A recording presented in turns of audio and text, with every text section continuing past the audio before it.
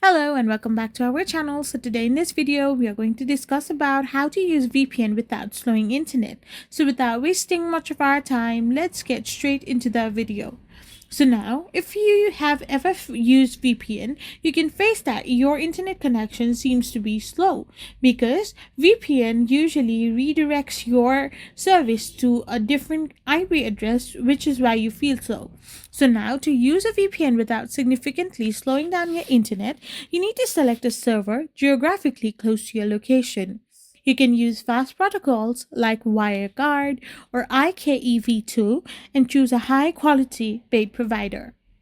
Additionally, you need to enable split tunneling to only encrypt necessary traffic and use a wired Ethernet connection instead of Wi Fi for better stability. So, if you're gonna do this, you can use your VPN without slowing your internet. I hope you found this video helpful, so don't forget to hit that subscribe button and do give us a thumbs up. We will be back again with more informative videos.